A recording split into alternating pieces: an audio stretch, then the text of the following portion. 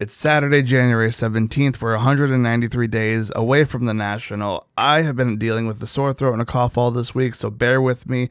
My name is Mike at 15 Iowa. My name is Joe at JP3Cards on Hobby Socials. It's snowing outside. I'm over it. How's everything going? Good. Yeah, it's been a little bit. This is the longest gap between pods. I'm in the middle of a 3-day weekend. Same. Shout out Martin Luther King Jr. Day. Outside of that, yeah, life is good. Can't complain. Don't miss the snow. I've seen it's been, even back in Michigan where I'm from, it's been like absolutely abysmally cold and lots of snow. And yeah, I don't miss that. There are a lot of things I miss. That is one thing I don't miss. No. Please continue about how nice it is to have 45-degree weather be cold back where you're at currently, because that's the thing is when you moved there it was one thing, but now I have two more friends that moved to Florida, and I have who moved from the cold state of New York to then go to Florida, and now I got to deal with them too. It's just too much. I'm over it. If you live in Florida, if you live in a warm climate or a warm temperature during the winter state, listen, we don't care. We know it's nice there. Okay, congratulations. Thank you. Yeah. We'll just leave it there. That's fine. I'll take my shovel and I'll go shovel the snow while you lie on the beach. Anyway. Well, speaking of cold, okay. Well, there you go. I have a cold open question. Okay. Maybe a new segment, maybe not. We'll see how it goes. This is a bit of a gimmick steal, but you know what they say. Imitation is the sincerest form of flattery. So we'll go with that. So, cold open question. For those who don't know what a cold open question is, that need further explanation. It is simply a question that has not been discussed. It is just, completely random. Mike has no idea what's coming, and I'm about to hit him with it. So, without further ado, this episode's cold open question is, that'd be a great sponsor opportunity. Think of a cold something, like beverage, ice cream, so many sponsorship opportunities there. Anyways, cold open question. Mm-hmm. What would it take for you to go to a Fanatics Fest? And that's the podcast for today. Everybody, hope you have a good week, and we'll see you in the next one. First off, on a 1 to 10 as it stands right now, there's a couple different ways I could go with this, but I'll go in this direction. Okay. What is the likelihood in your lifetime that you believe that you will attend a Fanatics Fest? Like a 3. In my lifetime, a 3. Because here's the thing, right? You ready for this one? I am. This is the hot take that I'm gonna hear about later. In my lifetime, keep the receipts. The three of you that are listening, keep bookmark this. In my lifetime, the big card show that we start every single show saying how many days until may be owned and turned into Fanatics Fest at some point in my lifetime.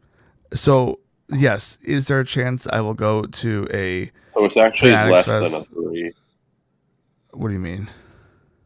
Well, if you're 3 felt good. 3 felt good. If it's a 3 with the assumption that Fanatics Fest absorbs the National, is that kind of where you're going with this? Yes. So it's actually, in all reality, less than a 3. Why? Because if we were just talking about Fanatics Fest as it stands right now, you're baking, some of your equation here is the baking in a X amount of percent that the show that we attend, that we talk about quite a bit, eventually becomes Fanatics Fest, which I don't know that that'll happen, but the fact that you're at least baking part of that into your equation tells me that if But you even remove like let's just say in theory that's not going to happen. okay, if that was That gonna like happen, I they say will. it's still a three. I just three seems good in this because I just think it's like it's it's not like a one or a two, but I think three is like is good. Four is just too Yeah. much. You know what I mean? Like I would say there's a 30% chance that in my lifetime I go to a Fanatics Fest. Yeah, so I don't here's the thing. Like I've I've gotten FOMO each year that Fanatics Fest has taken place. Um and it to be honest it has very little to do like the whole like I kind of experienced like the Tom Brady walking around the National, saw him up close last year. So it has very little to do with like these like celebrity athlete appearances like and these kind of I still believe it's a little bit manufactured at like we know it's like it's kind of prearranged like they are in fact tipping off the dealers that hey they are going to come by later so it's at least partially manufactured whatever it's not like it's just you or I just popping up at a show it's nothing like Yeah, that. but like um that's the thing is I just can't with that. Like I get it. It's a way to promote it and show Market, people, yeah. hey, look at Tom Brady, look at other athletes and famous people buying cards from the little dealers that are here that paid thousands of dollars to be here. Like look at them, like they're supporting the cause. But at the end of the day, I see right through it, and I don't need it to be very, you know, scripted. Like if I want to watch a Right. scripted, 1v1, I can watch wrestling. Like it's fine. But that's the problem is the the three that I give it depends on where it's gonna be, how far it is from me, how much parking costs, how much the ticket costs. Like if you gave me a free ticket but then said you have to go to the McCormick Place in downtown Chicago, and it depends on during the like what part of the year it is, then I'm probably gonna say no, to be completely honest. But if it was where the National is and the ticket was free and parking was paid for, if I didn't have to worry about anything, then yeah, of course I'm gonna go to Fanatics Fest. It's free and parking's paid for. But I'm not gonna go on my own. I'm not gonna go for a reason. I'm trying to think of the reasons why I would go there. And like you said, it wouldn't be to meet an athlete or to see an athlete in the wild or whatever. It would be, hey, I'm coming into town. Can you like do you want to come to the Fanatics Fest? That would be that's how it is for me with like every show. I've said this like if nobody that I knew went to the National, I may go a day, I may not go at all. So like that's where I'm coming from when it comes to that. So that's where I factor in the three. So I don't know. I just Yeah, think there's other. I would rather go to like a Comic Con over a Fanatics Fest, if that makes sense. yeah, and I understand that. So a couple things for me, the appeal is that it is, part card show, part um Pop culture. like a giant like yeah, like a as I yeah, some people have called it like a Comic Con for sports, which I do see. Like, some of the activations look cool. Um, it would have to be like, and I'm not talking about because I mean, the people that are just kind of like roaming and happen to be like on the show floor or whatever, or competing in the Fanatics games, like they're there, with an agenda, with a purpose. Like if I were to meet someone, it would be like one of the paid. where like you're guaranteed to meet them because you're doing like an autograph signing or a photo op or something like that. Um, I think it would be cool, like some of the podcast stuff that goes on. I think it'd be cool to. I mean, of course, you'll be able to watch them on like you'll be able to watch it on YouTube or whatever. But for me, it would mostly be card show, and then maybe some of the exclusive like drops that they do. Um, that's the appeal to me, honestly. And with that being said, why I haven't gone is because New York, like it's not the flights that are bad. Like you can get pretty reasonable flights to New York. It's more so like how crazy the hotels are that are within walking distance, and if they're not within walking distance, then you're paying like, you know, pretty crazy money to commute. That's just, how it is in a city. So, and then the last point before we wrap this up is I'll just say it like as it stands and how it's scheduled, it is far, far too close to the national to justify doing both. Aren't Because they if you're gonna scattered go, throughout the you might. year? What's that? Aren't they scattered throughout the year? So right now there's just one, and they tried doing Mm. those like offshoot ones, and they failed. Like there was supposed to be the one in Orlando during. Well, we ended up having the hurricanes, and they blamed it on the hurricanes, but we all know it was like due to extremely like low demand, and that kind of. There's a lot of speculation as to if they're going to end up doing more. There's been rumors of like an LA/San Diego one for some time now. But I just feel like they go so all out for this New York one that even if there were to be a second, like a second one, I don't know that it would be as all in as they are for this New York one that they do. Um, Yeah, but I'm not yeah, going to just New York being, for Fanatics Fest. Like that's the key. So if it's only ever going to be in New York, the one that is the most important, then I would put it at a 0 because I'm not going to go all the way to New York and have to put my time against doing anything else in the New York general area to go to Fanatics Fest. So, yeah. Yeah, I totally understand. Anyway, I thought of something and I needed to ask you, but if it's still happening or if it's still ongoing, feel free to shoot it down. Basically, I think last week or the week before you talked about the Dallas show and how you were like gonna go, but then you weren't, but then you were, and there was something. So did that ever happen?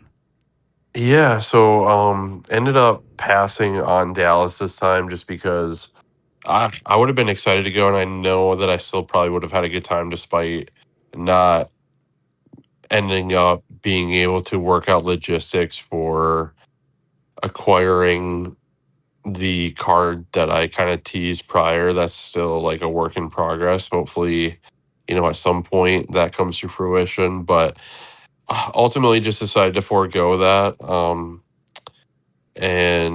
But I tell you, I mean, there's a lot of buzz on hobby socials about this show. This one is always kind of the one that sets the tone for the year, and you start to see excitement. It's part of it's probably the timing. Like we've got NFL playoffs and in full swing, divisional weekend, and then you've got baseball is on the cusp of spring training. You've got NBA in the middle of their season, NHL in the middle of their season, although, I mean, NHL is not like a crazy driving force as far as like the hobby goes. But yeah, it's one of those things where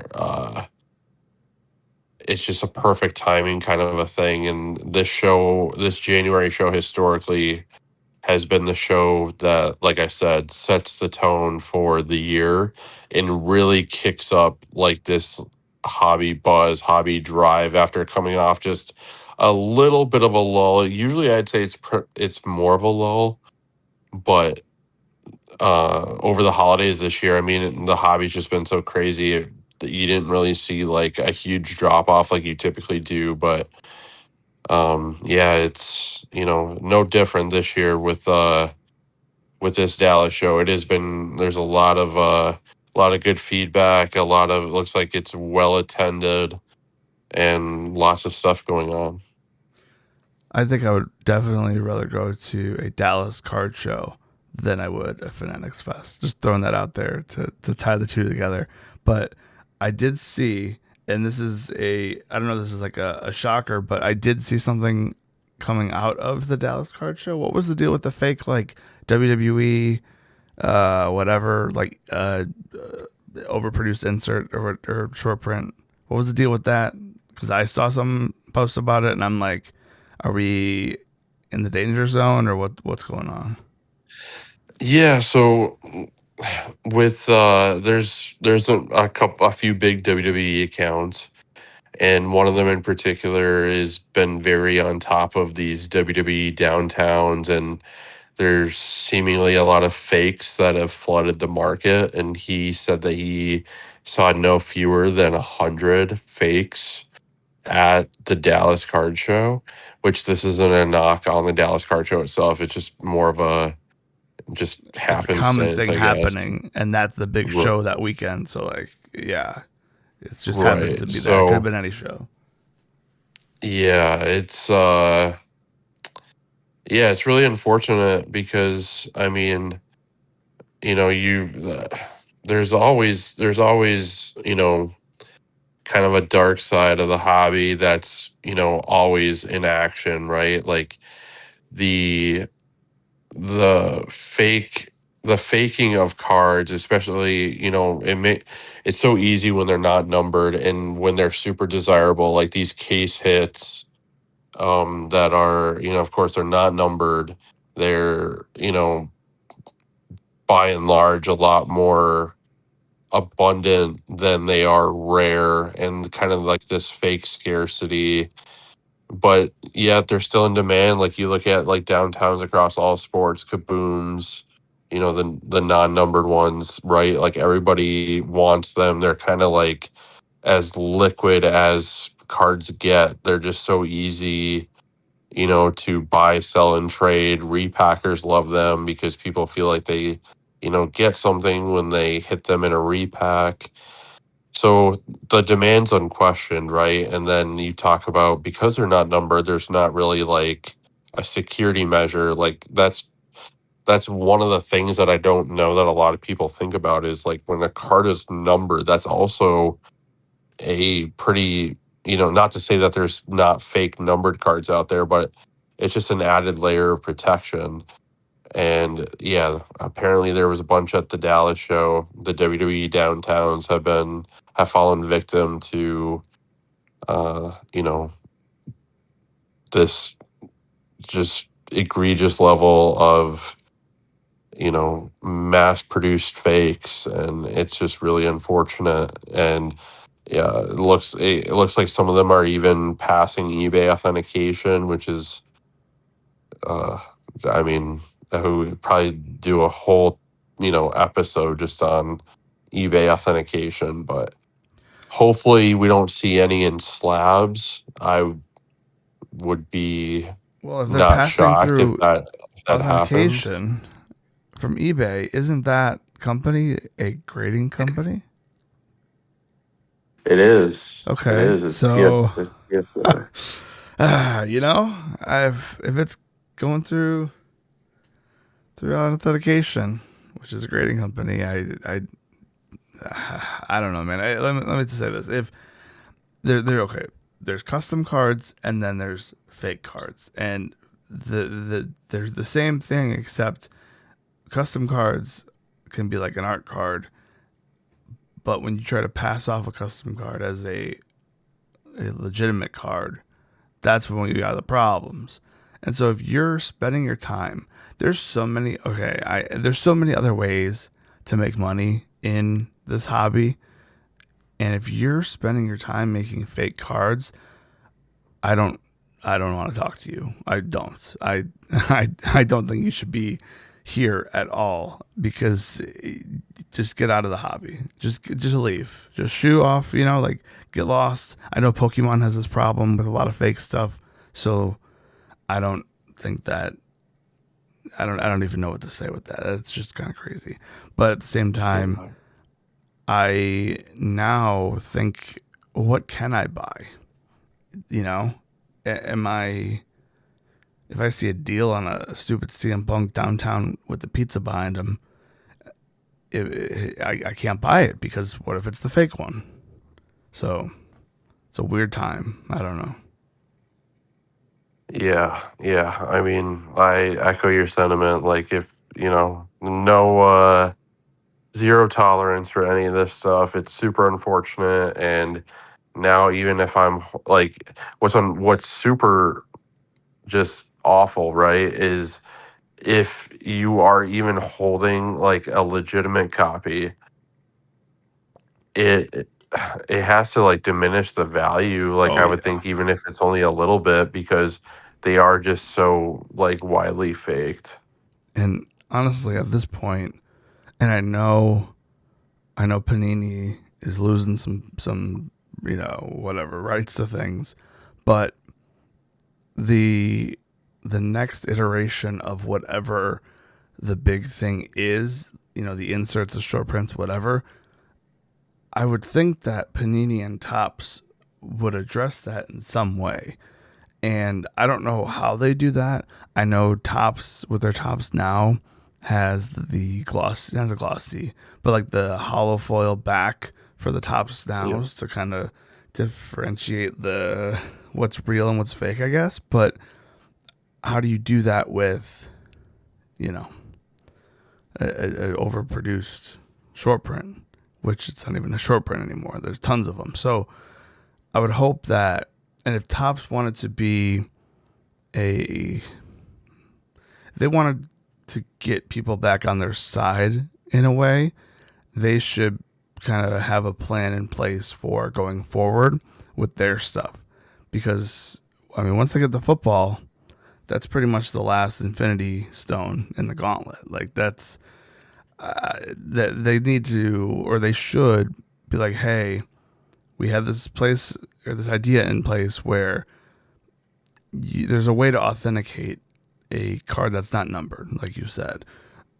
And it's just a weird, I don't know, it's just a weird thing, but it should be addressed, I would think. And if it's not now, at some point, I hope that they do that. And then Panini, with the rest of their stuff that they still have left, I would hope that they do the same. I mean, WNBA is big. We don't need that situation in the WNBA side of things. So hopefully these card companies can figure it out and find a way to do it until, that way gets taken, and then it just becomes a thing. But if you're just always changing it up a little bit, then it always needs to be like fresh and new. So I don't know how you would do that. So I'm not really helping the problem here, but they got to do something, I would think. Yeah, I mean, I think we all agree, right? It's a problem, and it's above our expertise to figure out how to fix it. And quite frankly, it's not our job to fix it. We just hope it gets fixed. All right. So from that, kind of going off of the whole, Topps and Panini need to figure it out situation, I do kind of want to introduce a idea that I hope hopefully we'll do in every single show or every so often or whatever. It's something along the lines of Mike's Design Corner, and the corner's not bent. It's pristine corner. So I am a graphic designer, and I love designs of trading cards, and that's like one of my favorite things. So I want to talk about like the new designs as they come out, and I don't have anywhere to do that, so I'm going to do that here with Joe, and maybe it'll turn into something else like on top of this, this podcast. So, Joe, top Series 1 baseball flagship. I would like your thoughts on this design. Yeah, first impression overall, pretty clean. Typically they are. The choice for the kind of it reminds me a little. So we have the patch on kind of like that runs vertically. It's like threading. I could take it or leave it.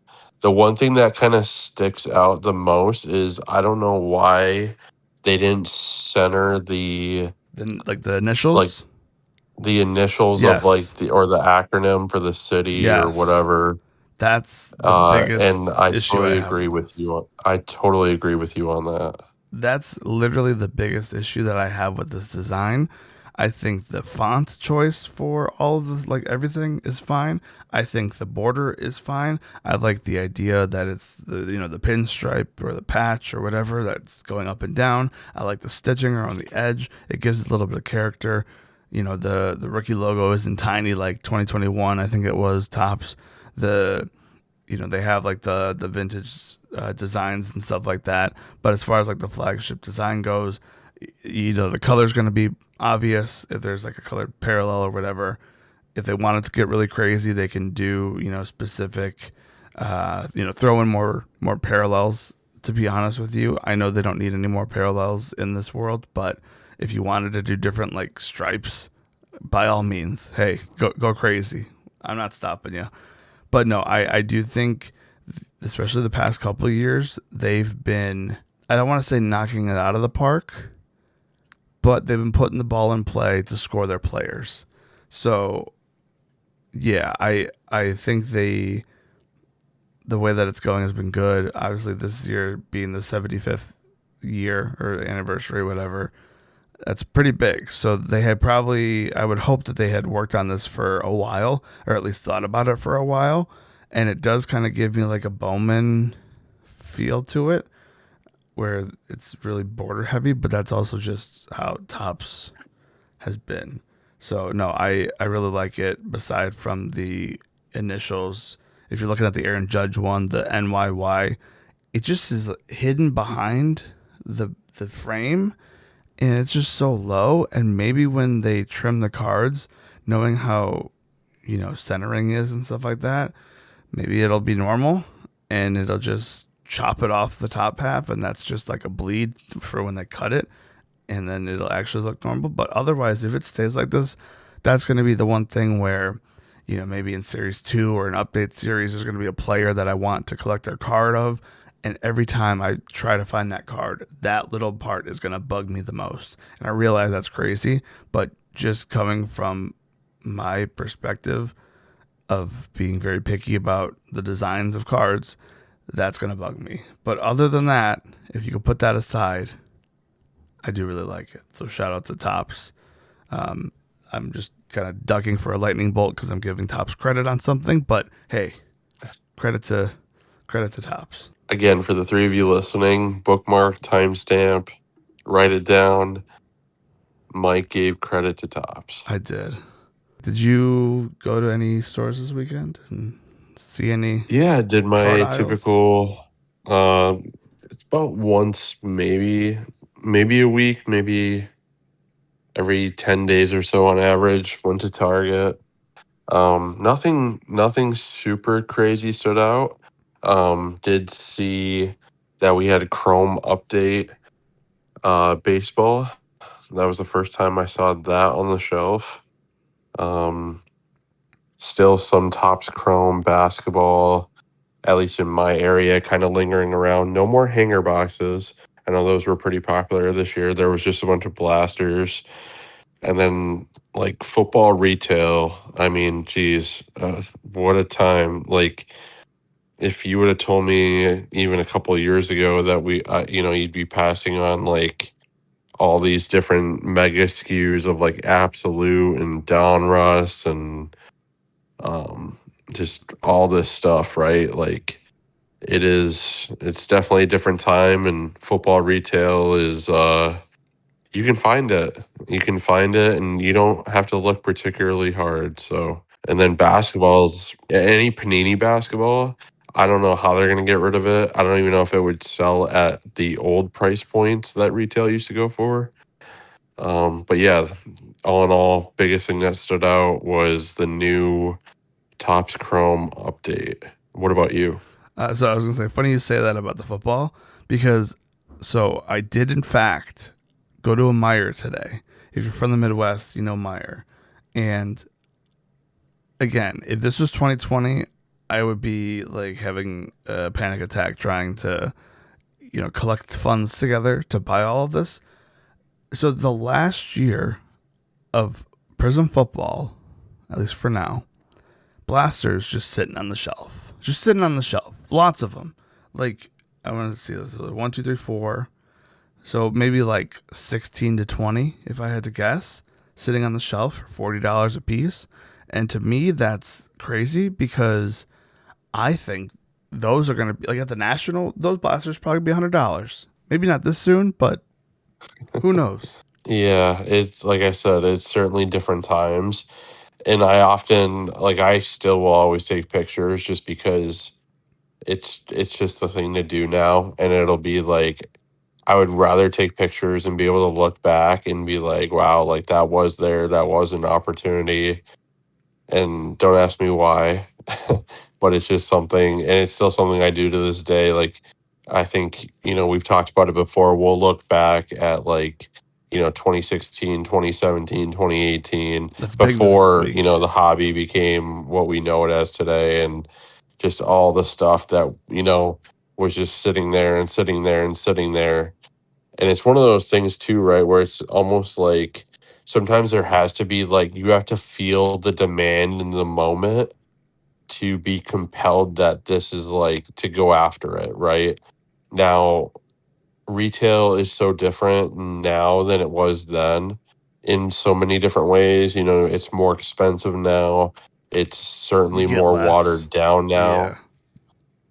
So it's not quite apples to apples, but yeah, like I know for a fact there's gonna be something that, we take pictures of, yesterday, today, and moving forward where it's gonna be like, oh yeah, like that was an opportunity, to buy, or like can't believe we passed that, never saw that, or just simply never saw that exploding or, tripling in value in a relatively short time. But the likelihood, I do believe that there's something that you see on the shelf that is gonna, you know, take off eventually. And then, real quick, before we go on to new releases, another thing that was sitting on the shelf was the Donruss Football 2025 factory like set, essentially. uh And Yeah. okay, speaking of design, the box, the way that it was sitting on the shelf, was just a big purple box with the Donruss logo slapped on it. There's no pictures of Jackson Dart or Devin Neal or any other really good, rookies out of this year. There's nothing. It's just a purple box, and that was just. I looked at that and I'm like, maybe the side has something. I didn't turn it, but maybe the side has something. But also, what are we doing here? It's the top of the box. Why are we? Anyway, that's just besides the point because it doesn't matter because it's just going to sit on a shelf and maybe someone will buy it. Maybe someone gets them every year. I've honestly thought about getting the Donruss set every year just to get the rated rookies. That's beside the point. What do we got releasing? I'm very excited to hear about this release calendar because we got such good feedback about it last time we did this. So I'm very very excited to hear what's coming up. Yeah. So, trying to think where exactly we left off last time. Well, today is January 17th, so anything from this point forward that's coming out or to, you We'll know, talk about it. Yeah. yeah, what do we got? So Give me we like got, top, like the next 5 things that release. yeah. I'll start off by saying this. Real disappointed because I see it on the list and it's not updated yet. Topps WWE Universe. A lot of people they had it pegged to release Rumble weekend. It has been confirmed, pushed back yet again. I think this is the second or the third time now that Universe has been pushed back. And my level of excitement for this particular product isn't crazy, just except for the fact that I think, well, one, it'll be the debut, which I mean, for a set like this, I don't think that matters a whole lot. But it's just the wrestling fans, the wrestling collectors who are, super diehard, as we all know, they are just starved for product because it's been like so long since the last release. And before that was a long time too. So even things that I think they could put on almost anything and it would get gobbled up relatively fast, just because how starved this collector base is for new product. So yeah, Topps Universe pushed back, I think, a month at least. So originally, or not originally, but the corrected release date was supposed to be Royal Rumble weekend, which is the last weekend of January, and now it is looking like the end of February. We've got 2025-2026 Topps Chrome Basketball Sapphire scheduled to release on the 22nd of January. So Are the Topps Chrome with Sapphire. are the base cards still blue? I would imagine, yeah. Okay, then That's then I'm in. that's typically Sapphire's go-to. I'm clicking on the link as we speak in live time. When the Cooper Flag Sapphire base card has like a million PSA 9s, I will buy one. Yeah, I mean that's going to be like the new like Prism base. Yes, but I like it But better than the Sapphire should be base. less So printed. Like a Sapphire base should be way less printed than a Prism you would think. base. I guess we'll find out, but you would think. Yeah, yeah, for sure. Starting I off hot. mean, there's not. I They like don't I do like Sapphire. retail of it, so that alone. Yeah. On the 23rd, we've got UFC Stadium Club in Blaster, Hobby, and Mega form. If the pictures are cool, like Stadium Club should be, then I will look at it on the shelf and I will look at the cards when they come out. I won't buy anything, but I like Stadium Club. I like the pictures. Hopefully they kind of be consistent with that. Agreed. Two for Then we've two. got what should be one of the biggest releases and one of the last hurrahs for Panini is 2025 Panini Donruss Optic Football. I only care because I need Devin Neal stuff. Well, I don't need, but like I'll be able to look for it at the National essentially. That's the only reason I care. I hope there's a better picture than what's on his current rated rookie. So, yes, I'll do 2.5 for 3. Yeah, big Optic fan. I share Pico's appreciation for the rated rookie, which of course, as we know, Optic's just the chrome of Donruss. And yeah, it'll be bittersweet. The last ever licensed Optic football. Crazy. They'll do a WNBA optic for sure. Okay, on a scale of 1 to 10, I need your excitement level for this one. On the 28th, we've got the latest in Panini's NIL collegiate exclusive release around a singular university. We've had Ohio State. I believe we've had an Alabama. On the 28th of January, we've got 2025 Panini NIL University of the Texas Longhorns.